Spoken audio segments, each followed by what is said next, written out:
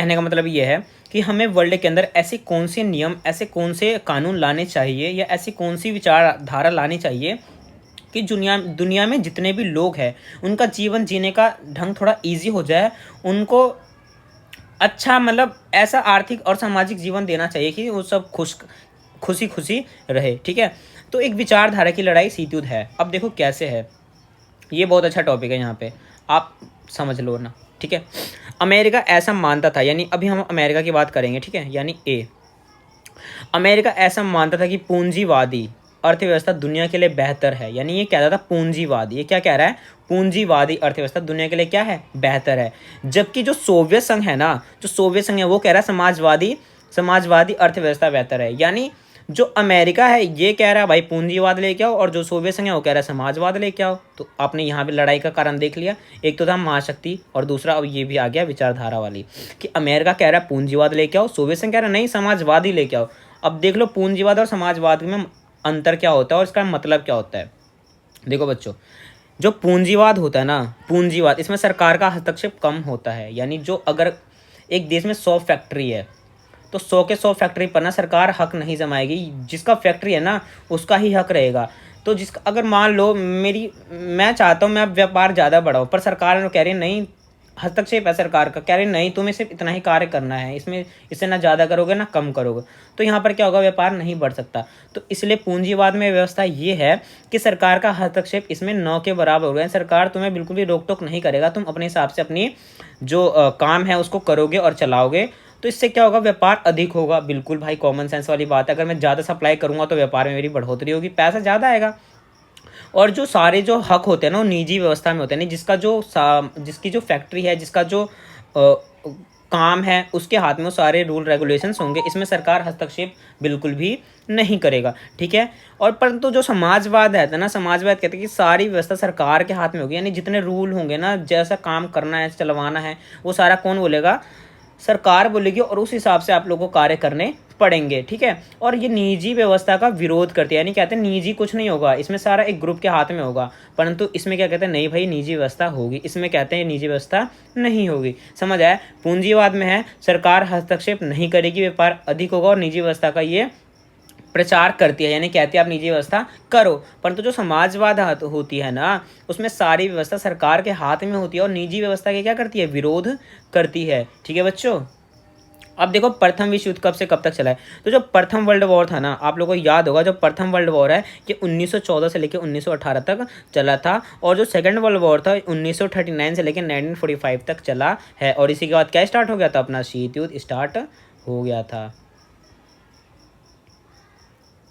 ठीक है बच्चों, और इसी के बाद क्या स्टार्ट हो गया था, शीत युद्ध स्टार्ट हो गया था। तो आप लोगों ने यहाँ तक समझ लिया, किसी को कोई डाउट है तो वो मुझे कमेंट करके ज़रूर बता दे जल्दी से, और फटाफट थोड़ा सा और पढ़ लेते हैं। और पार्ट 1 को मैं यहीं पे एंड करूँगा, और कल मैं आपको पार्ट 2 समझाने की पूरी कोशिश करूँगा। और किसी को कोई डाउट हो मुझे कमेंट बॉक्स में कमेंट कर दे नीचे फटाफट। और जो नोट्स है, जिसको नोट चाहिए होगा वो भी मुझे कमेंट कर दे, मैं उसको नोट प्रोवाइड करवा दूँगा, और लिंक जो है डिस्क्रिप्शन में भी आपको मिल जाएगी। ठीक है, तो आज मैं आपको ये पढ़ा देता हूँ द्वितीय विश्व युद्ध, और यहीं पर चैप्टर को मैं एंड करने वाला हूँ। ठीक है बच्चों, अब देखो यहाँ पर क्या हो रहा है, यहाँ पर आएगा द्वितीय विश्व युद्ध, यानी सॉरी द्वितीय विश्व युद्ध के गुट। हाँ, द्वितीय विश्व युद्ध यानी जो सेकंड वर्ल्ड वॉर है, ये सेकंड वर्ल्ड वॉर, इसमें ना कुछ गुट बने थे। गुट माने ग्रुप, गुट माने क्या होता है बच्चों, ग्रुप होता है। तो एक ग्रुप था मित्र राष्ट्र का और एक था धूरी राष्ट्र का। अब मित्र राष्ट्र जान लो और धूरी राष्ट्र जान लो क्या है।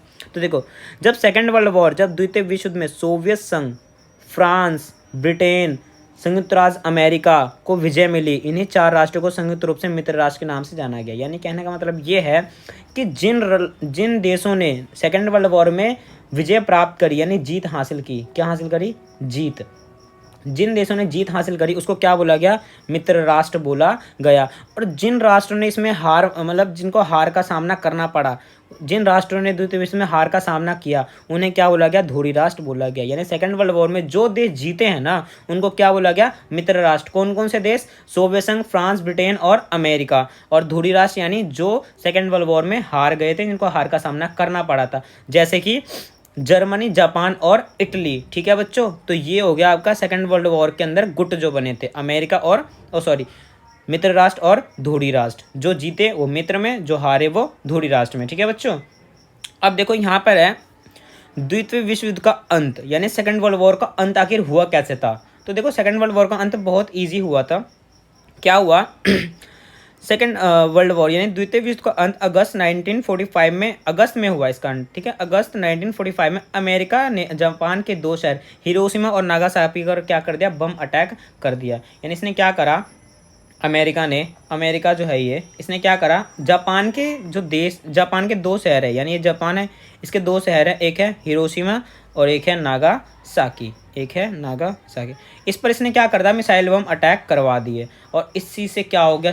इससे से क्या हुआ? जो सेकेंड वर्ल्ड वॉर था इसका अंत हो गया। इसके बाद दूसरे विश्व का अंत हो गया। यानी अमेरिका ने जैसे ही जापान के दो शहर हिरोशिमा नागासाकी पर बम से अटैक करे, वैसे ही सेकेंड वर्ल्ड वॉर का अंत हो गया। कब इसने अटैक किया था? अगस्त 1945 में इसने क्या करवाया था? अटैक करा था। ठीक है बच्चों, अब यहाँ पे देखो, यहाँ पे ना बमों के नाम है कि कौन से बम से इसने अटैक करे थे। उसने करा था लिटिल बॉय और एक फैट मैन से। बमों की क्षमता थी 15 से 21 किलो टन तक की, ठीक है। ये इतने वजन के बम थे जिन्होंने बहुत ज़्यादा हानि पहुंचाया था वहाँ पर, ठीक है। अब देखो यहाँ पर है अमेरिका की आलोचना। यानी देखो यार, इसने ना अटैक करके ना इसकी बुराइयां होने लगी। यानी इसने जैसे ही जापान के दो शहर हिरोशिमा नागासाकी पर इसने अटैक कर दिया बमों से, इसकी क्या हुई? आलोचना माने होता है बुराई। इसकी बुराइयां हुई, तो कौन सी क्या क्या बुराइयां हुई हैं? तो लोगों ने बोला अमेरिका ने इस बात को जानता था कि जापान आत्मसमर्पण करने वाला है, ऐसे में बम गिराने की आवश्यकता नहीं थी। यानी अमेरिका इस बात को जानता था। यानी जो अमेरिका है ना, इसको ये बात पता थी कि जो जापान है वो अपने हाथ खड़े करने वाला है, ये हार मानने वाला है। तो इसमें ऐसा इसको बम गिराने की आवश्यकता नहीं थी। बिकॉज यार देखो, अगर कोई बंदा आपसे हार मानता है तो आप क्या उसको जिंदा, मतलब क्या उसको और ज़्यादा आप मारोगे? आप बोलोगे ना भाई चल कोई बात नहीं, छोड़ अब। तो जब इसको पता था कि जो जापान है वो आत्मसमर्पण करने वाला है, तो इसको बम नहीं गिराना चाहिए था। इसकी क्या हुई? इसकी बुराइयाँ हुई। अब अमेरिका ने अपने पक्ष में क्या बोला? अमेरिका के समर्थकों का तर्क था कि युद्ध की जल्दी से जल्दी समाप्त करने के लिए अमेरिका ने सभी राष्ट्रों की आगे की जनहानि को रोकने के लिए परमाणु बम गिराया। अब यानी कहने का मतलब ये है कि अमेरिका के जो पक्ष में जो लोग थे ना, उन लोगों ने बोला कि भाई अमेरिका जो है ना, वो जो वर्ल्ड वॉर से जो हानि, जो पैसा बर्बादी चल रहा था ना, इसको फटाफट ये ख़त्म करना चाहता था। ये कह रहा था भाई अब इसको ना और ज़्यादा नहीं, इसको रोकते हैं फटाफट। तो इसी को रोकने के लिए इसने क्या करा? जापान के दो शहर पर इसने क्या गिरा दी? बम गिरा दिया। अब इसके पीछे अमेरिका का क्या उद्देश्य है ये देखो। वह सोवियत संघ के सामने, यानी जो यूएसएसआर है ना, सोवियत संघ, इसके सामने ना जाहिर करना चाहता था कि अमेरिका ही सबसे ज़्यादा ताकतवर है। यानी ये है इसकी बुराइयाँ कि इतनी इसकी बुराइयाँ हुई। इसके है अमेरिका के पक्ष यानी आलोचना, बुराइयाँ, पक्ष क्यों गिराया था, रीज़न दे दिया। परंतु इसका जो मेन उद्देश्य यानी मेन पर्पस है ना, ये दिखाना चाहता था मैं कितना ज़्यादा पावरफुल हूँ। और किसको दिखाना चाहता था? ये सोवियत संघ को दिखाना चाहता था। तो बच्चों, आज की क्लास को यहीं पे हम एंड करते हैं। कल मैं आपको इसके आगे के चैप्टर क्लियर कर दूंगा। वीडियो पसंद आई हो तो लाइक कर देना, चैनल पर पहली बार आते हो तो यार सब्सक्राइब जरूर कर देना। और कोई दिक्कत है तो आप वीडियो को थोड़ा पीछे ले जाके देख लो, सारी चीज़ें आपको समझ आ जाएंगी। बहुत ईजी चैप्टर है। आप वीडियो को पॉज कर लो, नोट डाउन कर लो जिसको नोट करना है। और जिसको नोट्स के लिंक चाहिए वो मुझे कमेंट कर दे, और वीडियो को डिस्क्रिप्शन में भी लिंक है, आप वहाँ से इसको डाउनलोड कर सकते हो। Thank you so much.